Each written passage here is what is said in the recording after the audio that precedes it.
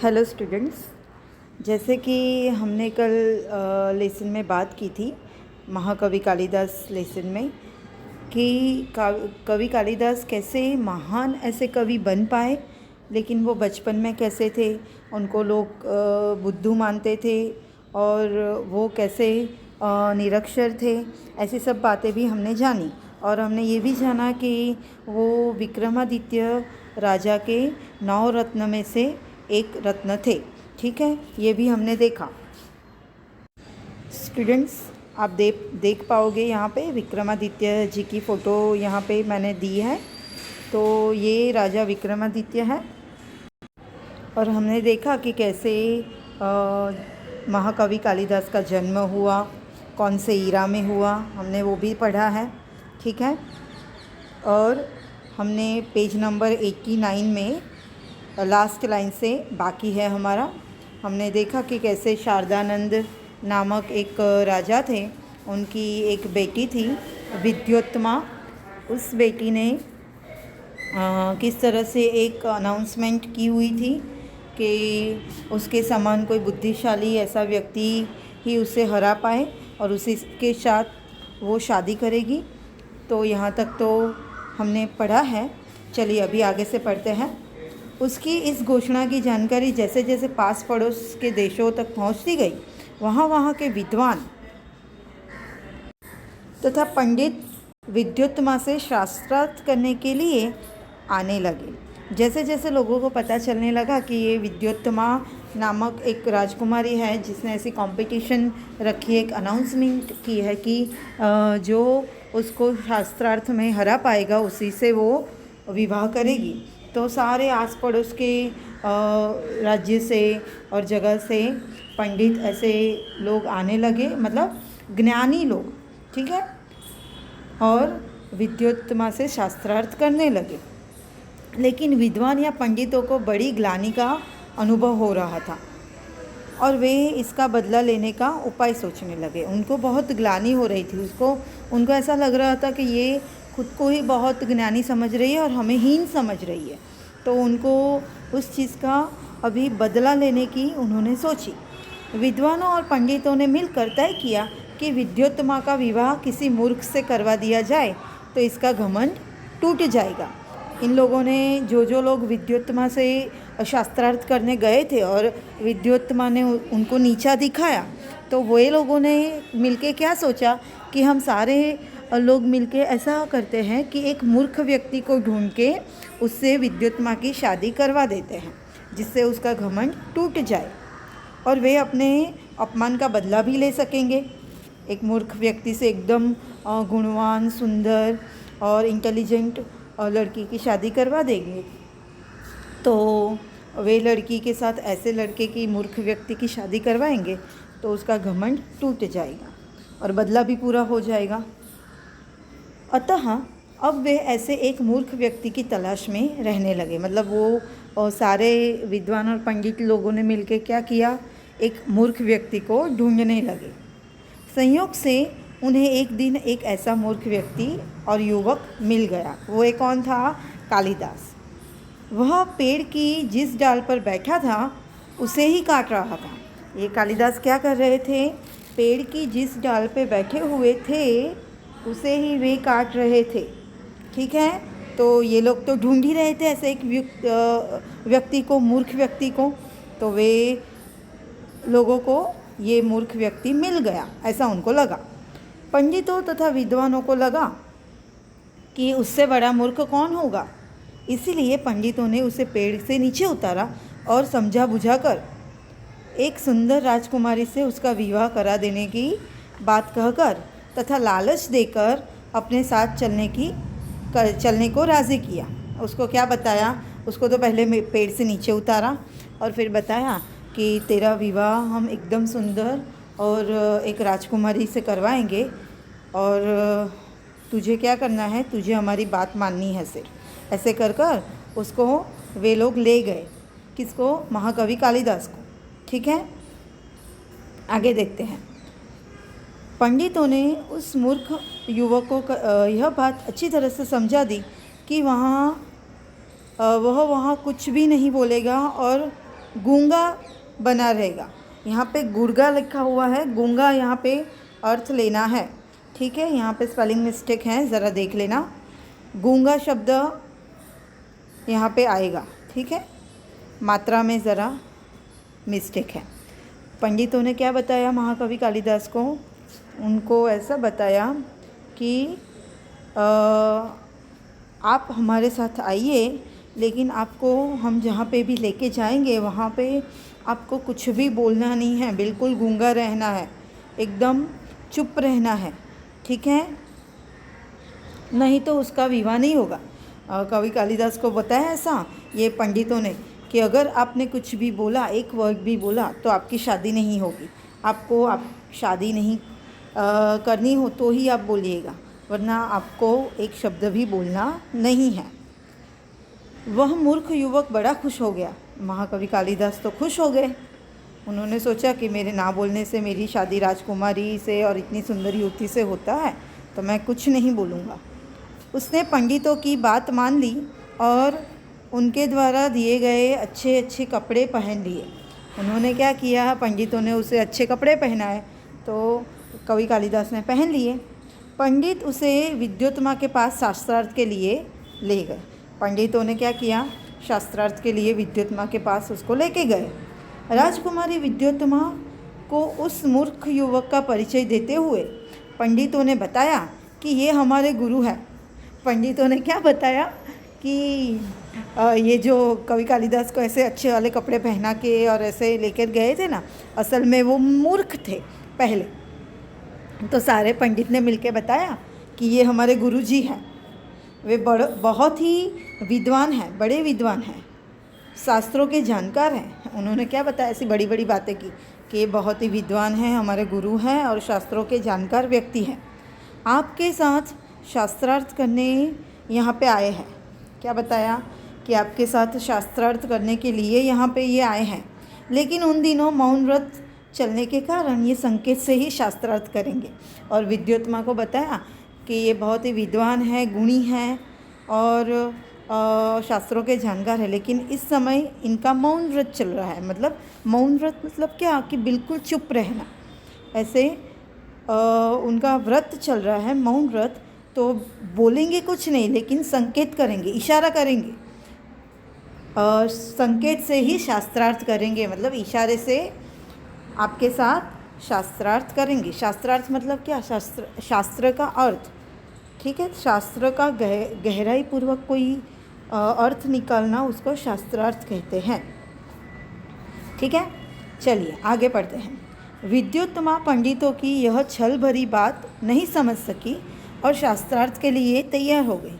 विद्योत्तमा को तो पता नहीं चला, उसको तो पंडितों की ऐसी छल भरी बातें, चीटिंग वाली बातें समझ में नहीं आई और वो तो मान गई, राज़ी हो गई शास्त्रार्थ करने के लिए। उसने युवक को एक उंगली दिखाई जिसका भाव था कि ईश्वर एक है। उसने क्या किया, वो जो युवक था, मूर्ख युवक माने के महाकवि कालिदास, उनको एक उंगली दिखाई और इसका मतलब यह था कि ईश्वर एक ही है। ठीक है, उस मूर्ख युवक ने समझा कि यह मेरी एक आँख फोड़ डालना चाहती है। महाकवि कालिदास जो गए थे सब पंडितों के साथ, उनको क्या समझ में आया, ये जो विद्योत्तमा ने एक उंगली बताई ना कि ईश्वर एक है, तो उनको लगा कि ये मेरी एक आँख फोड़ने का इशारा कर रही है। तो उन्होंने क्या किया, उन्होंने दो उंगलियां दिखाते हुए उसकी दोनों आंखें फोड़ डालने का संकेत किया। तो वो युवक ने क्या किया, विद्योत्तमा को दो उंगली दिखाई कि अगर आप मेरी एक आंख फोड़ोगे तो मैं आपकी दो आंख फोड़ डालूँगा, इस तरह से, लेकिन संकेत से दो उंगली दिखाई।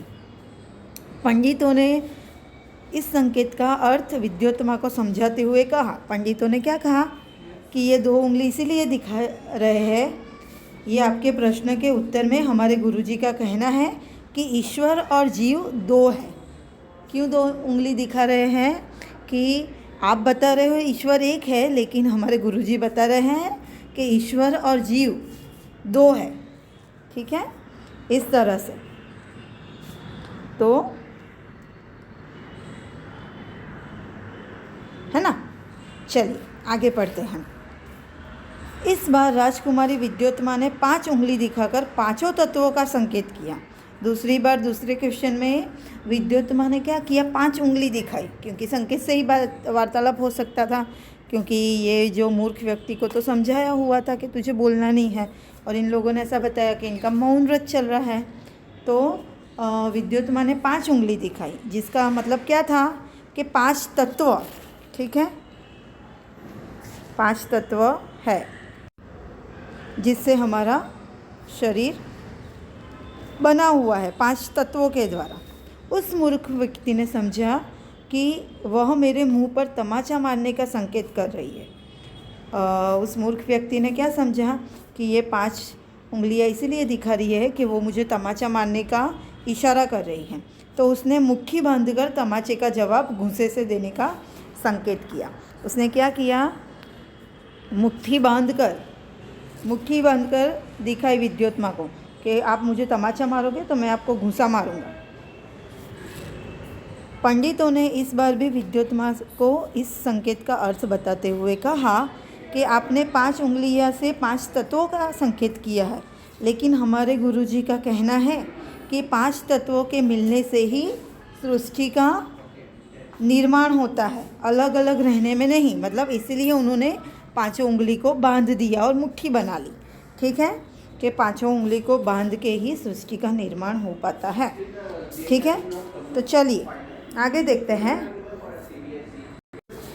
इस तरह से उपरोक्त शास्त्रार्थ में विद्योत्मा ने उस मूर्ख युवक से अपनी हार मान ली। विद्योत्मा ने मान लिया कि ये बहुत ही विद्वान है और मेरे हर एक चीज़ का उत्तर बहुत ही अच्छी तरह से दे पा रहे हैं, तो मैं इसे हार मानती हूँ। और दोनों का विवाह धूमधाम से पंडितों ने करवा दिया। दोनों का विवाह हो गया। एक दिन की बात है, एक ऊँट की बोली सुनकर वह मूर्ख युवक अपना मौन व्रत भूलकर यकायक बोल उठा, उठ उठ, ठीक है। एक बार ऐसा हुआ, उनकी शादी भी हो गई और वो लोग कहीं पे जा रहे थे, तो एक ऊँट की बोली सुनकर ये मूर्ख व्यक्ति जो है वो भूल गया कि मैंने जिससे शादी की है उसके साथ थोड़े दिन मेरे को मौन व्रत अभी निभाना है। तो वो भूल गए और बोलने लगे। यकायक बोलना मतलब सडनली, ठीक है। यकायक बोलना माने सडनली बोल उठे, उठ उठ ऐसा करके। उसको बोलते सुनकर विद्योत्मा चौंक उठी। उसको बोलते सुन के क्या हुआ, विद्योत्मा चौंक उठी। उसे पता चला कि उसका पति कोई विद्वान पंडित नहीं बल्कि एक बहुत ही बड़ा मूर्ख है। उसको क्या समझ में आ गया कि उसके साथ जिसकी शादी हुई है वो व्यक्ति कोई विद्वान पंडित नहीं है बल्कि एक बहुत ही बड़ा मूर्ख व्यक्ति है। पंडितों की छल भरी बातों का अर्थ अब उसकी समझ में आ गया था। पंडितों का छल भरी बातों का अर्थ क्या हुआ अभी समझ में आया उसको। विद्योत्तमा को बहुत मानसिक दुख पहुंचा और उससे अपने महल में कालिदास के प्रवेश पर रोक लगा दी। उसे बहुत ही ज़्यादा मानसिक कष्ट पहुंचा।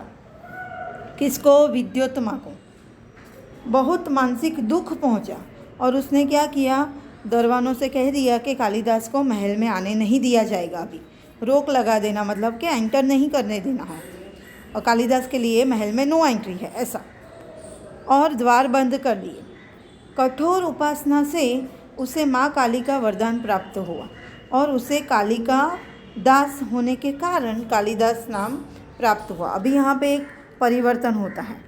यहाँ पे क्या होता है, महाकवि कालिदास ने जैसे उनको पता चला कि विद्योत्मा ने महल में आने पे उनको नो एंट्री करवा दी है, तो उन्होंने क्या किया, देवी माँ जो महाकाली देवी है ना, काली माँ, उनकी उपासना शुरू की और देवी काली माँ जो है वो प्रसन्न हुई उस मूर्ख व्यक्ति पे और उस देवी काली का दास होने के कारण उनका नाम क्या पड़ा, कालिदास पड़ा। तो यहाँ से उनका नाम कालिदास क्यों है ये हमें समझ में आएगा, ठीक है। उनका नाम कालिदास क्यों है, महाकवि कालिदास का नाम कालिदास इसीलिए है कि वो काली के दास थे और माँ काली के वरदान की प्राप्ति हुई थी उनको, इसीलिए। शीघ्र ही कालिदास सारी विद्याओं को सीखकर प्रवीण हो गए। ठीक है, प्रवीण हो जाना मतलब एकदम एक्सपर्ट हो जाना। ठीक है, एक्सपर्ट हो गए वो।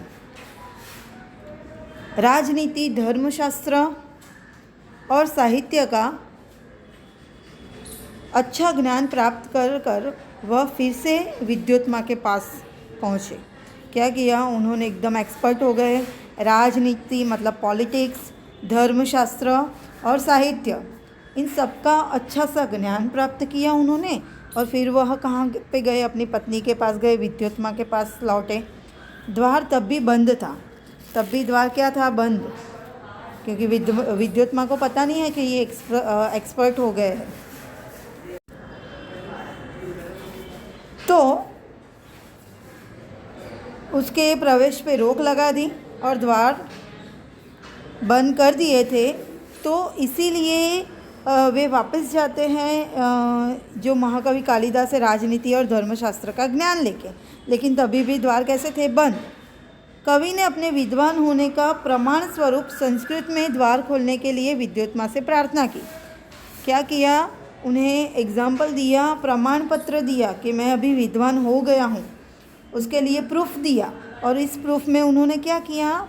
संस्कृत में द्वार खोलने के लिए विद्योत्मा से प्रार्थना की। संस्कृत में श्लोक बोले वो। क्या श्लोक बोले? अनावृत्त कपाट द्वार देहि। ठीक है, अनावृत्त कपाट द्वार देहि, ऐसी प्रार्थना उन्होंने की है संस्कृत में। ठीक है। अंदर से पत्नी विद्योत्मा ने पूछा, अस्ति कश्चिद् वाग्विशेष। क्या पूछा? अस्ति कश्चिद् वाग्विशेषः, ऐसा करके पूछा। इस पर महाकवि कालिदास ने क्रमशः कुमार संभव, मेघदूत और रघुवंश की रचना विद्योत्मा को सुनाई।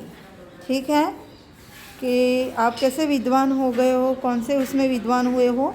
तो उन्होंने बताया कि ये देखो, कुमार संभव में, मेघदूत में, रघुवंश में ये सारी रचनाएं हैं लिखी हुई। ऐसी बहुत बड़ी बड़ी लंबी लंबी रचनाएं हैं, पोएट्री रचनाएं होती है ना, वैसी। तो ये सारी उन्होंने सुनाई। विद्योत्मा को जब उनके पंडित होने का विश्वास हो गया तो उसने द्वार खोलकर महाकवि का स्वागत किया। अभी विद्योत्मा को विश्वास हो गया कि वे पंडित हो गए और विद्वान हो गए, तब उसने जाके द्वार खोले हैं। स्टूडेंट्स, आज के पीरियड में हम इतना ही पढ़ेंगे। आगे का लेसन बाकी है हमारा, वो नेक्स्ट पीरियड में पढ़ेंगे। Thank you so much.